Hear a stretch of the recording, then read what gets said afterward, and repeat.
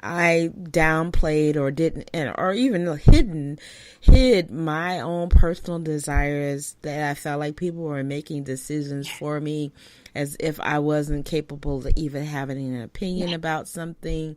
And so there are people, unfortunately, who are probably experiencing that and maybe hearing this and saying, wow, I never really thought about it as being a people pleaser. But there should always be balance. You are an individual. You are a gift from God. You have gifts and talents. You have an opinion. You have a purpose. And so what your life desires should always have a voice. And it's your role to give it voice. Obviously, the other end of the spectrum is someone who is so self-centered that they don't care how other people feel. It has to always be about them, but we want to find balance. There's a middle ground, and sometimes we have to acknowledge that in some relationship, that middle ground is not there. So I applaud you, and I can relate to hearing God prompt you to respond, because I actually have been a part of an anthology, a book project just recently launched called the Bounce Back Project, Stories of Triumph and Resiliency. And I was able to share in that book my grief story. I called My Tunnel of Grief.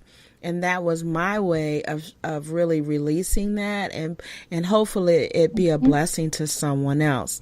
So know that being a part of this project, sharing your story is valuable, because someone will read it and it will resonate for them. Out of all the other stories, your story will have meaning, will touch them in a new way, and hopefully encourage them to do something different. Yes. Thank you so much, Miss Nina. You're welcome. Thank you for being bold enough to step out and share your story, step out and make some major life changes, and recognizing, giving God glory that you are walking in a new path. You are a destiny pacer. So you've got some things going on. Are you building a community? How can my people reach you, maybe follow you? Is that something that you're doing today? And are you on the social media platforms? How do they find you? Absolutely. So I'm on Facebook as Destiny Pacer. I'm on Twitter as at Destiny Pacer. I'm also on Instagram as Destiny Pacer. So wherever you just type in Destiny Pacer, you'll find me. There you go. That's easy. Thank you so much.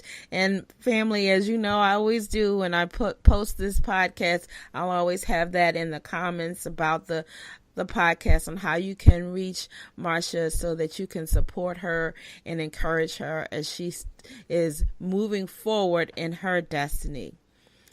Marsha, do you have any last words for the Miss Nina B Show? Something that would be an encouraging word to someone who maybe have walked where you're walking? Okay. I have so many encouraging words, but I'm going to choose from my bag of encouraging words right now. What readily came to my mind just now is divine destiny, walk in it, because that is a part of my mantra.